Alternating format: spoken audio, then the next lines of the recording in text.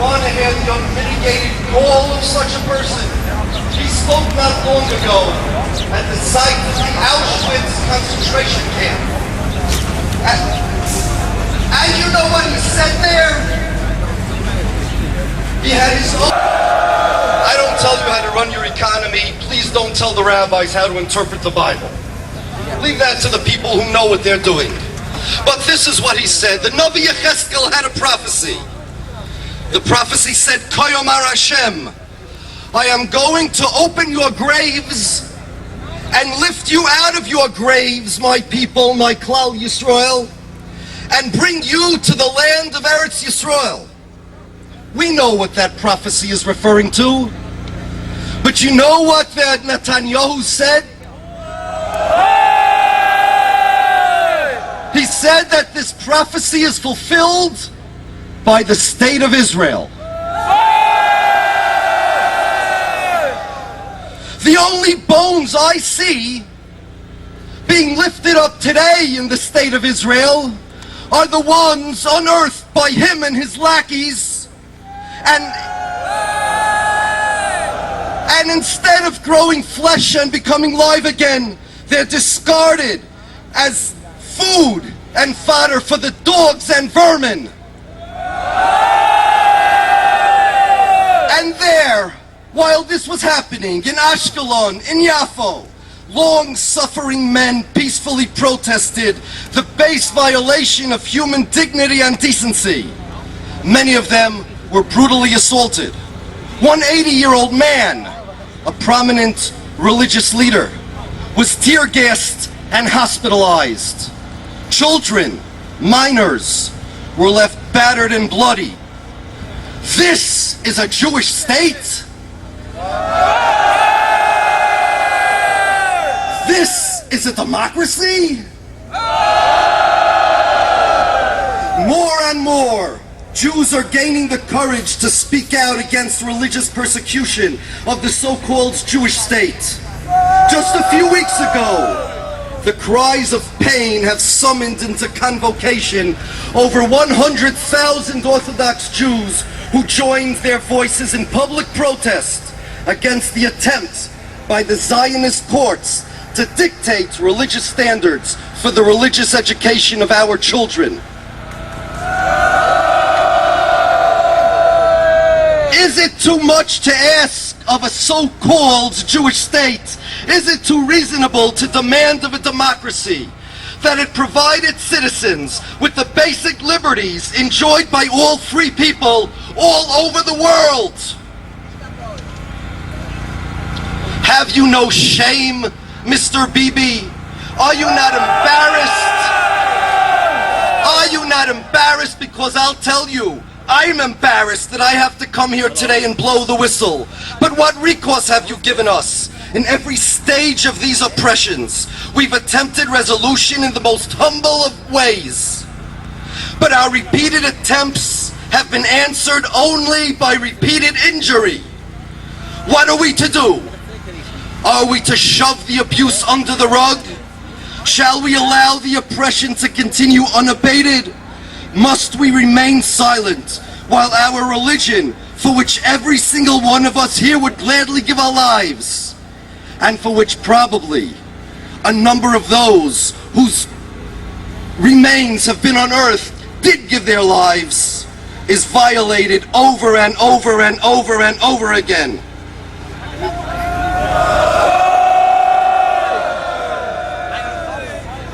But the truth is,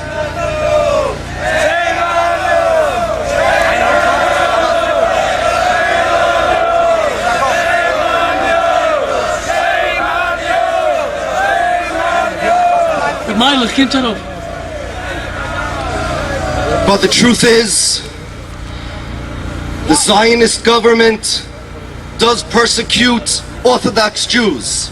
They persecute Orthodox Judaism.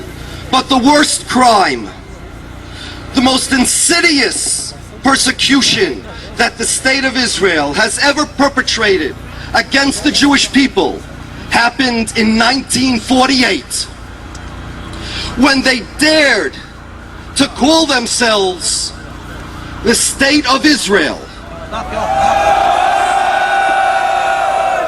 when they dared to refer to themselves as a Jewish state. You know, one day, some other country, not Israel, somewhere in Eastern Europe maybe, they're going to try to build maybe a mall or a parking lot over Jewish graves. And our great Askanim in the Asra Kadisha and others are going to go and be moicha. And you know what those countries are going to say? Well, if they did it in Israel, and Israel represents the Jews, then why can't we do it over here?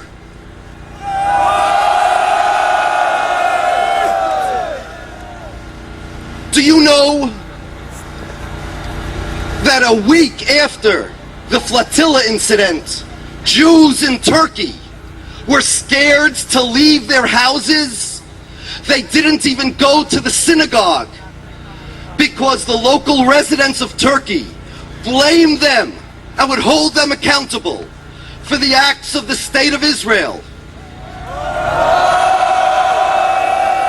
That is the most insidious crime that state has committed against our people.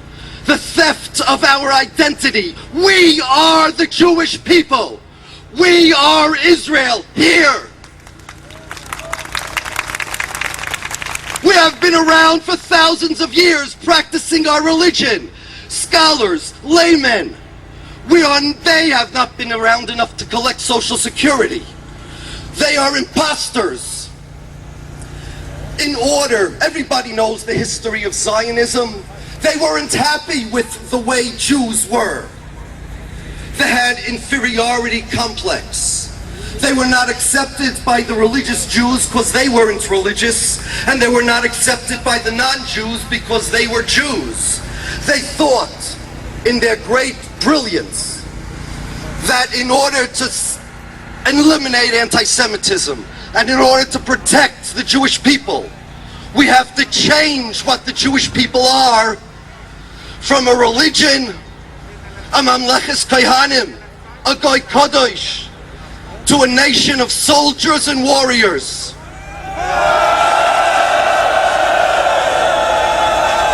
What in the world is a Jewish state? Can you tell me? I know what a Jewish person is. I know what a Jewish philosophy is. But the adjective Jewish does not accommodate the noun state. It's like saying a Jewish tree, a Jewish car. What does it mean? The only way the Zionists were able to create a Jewish state for the noun state to accommodate the adjective Jewish is to change the definition of Jewish. The hate, the seething, psychopathic hate that the Zionist has for the Jew is not born out of bigotry, and it's not born out of ignorance. It's born out of fear. Fear because they thought by now there would be none of us left. They thought that by now all the Jews in the world, or all that matter anyway, will be remade in their own image.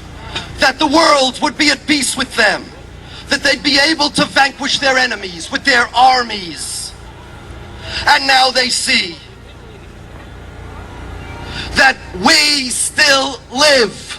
They see that we are here and we are rapidly expanding, and they see that we raise our voices. They see that they are a failure. And that's why they hate us.